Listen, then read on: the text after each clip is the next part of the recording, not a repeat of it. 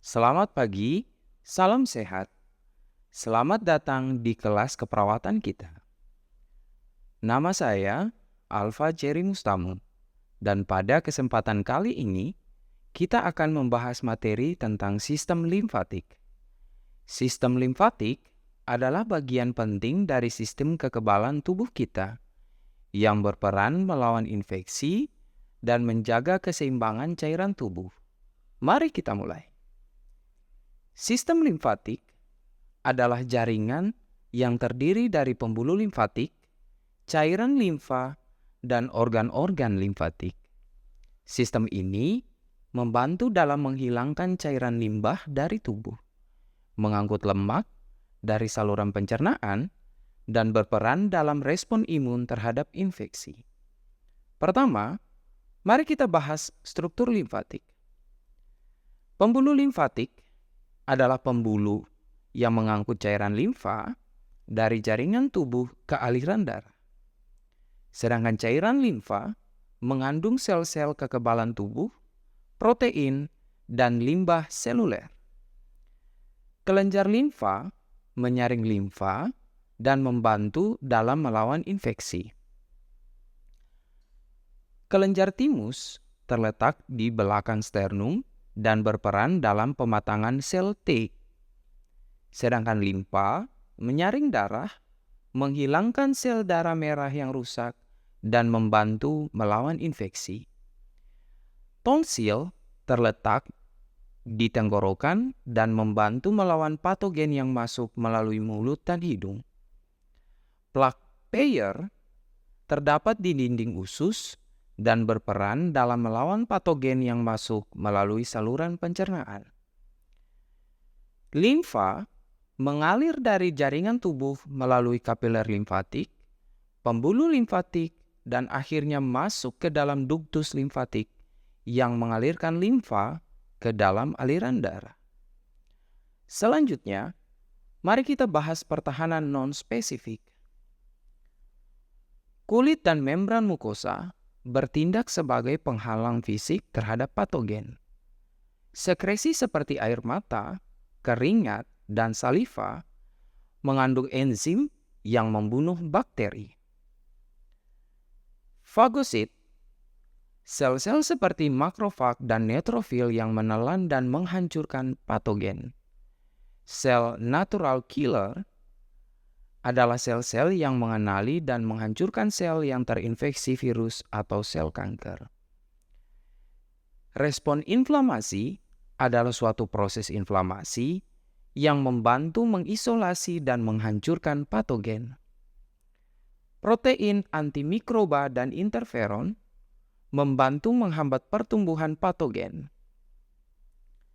Kita lanjut ke imunitas yang dimediasi oleh antibodi. Sel B dan produksi antibodi. Sel-sel ini diaktifkan oleh antigen dan berdiferensiasi menjadi sel plasma yang menghasilkan antibodi serta sel memori yang memberikan kekebalan jangka panjang. Antibodi terdiri dari 5 kelas utama: IgG, IgA, IgM, IgE, dan IgD, masing-masing dengan fungsi yang spesifik dalam melawan patogen. Netralisasi. Antibodi menetralkan patogen sehingga tidak dapat menginfeksi sel. Opsionisasi. Antibodi menandai patogen untuk dihancurkan oleh fagosit.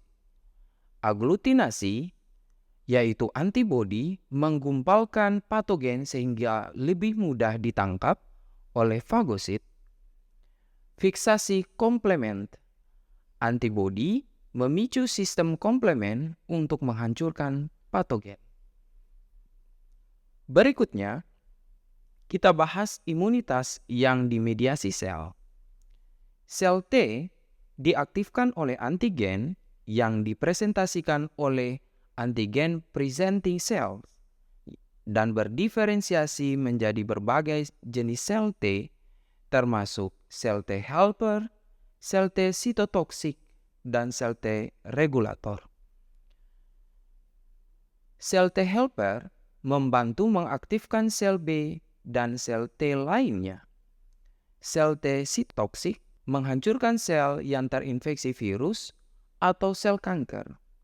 Sel T regulator mengatur respon imun untuk mencegah reaksi berlebihan.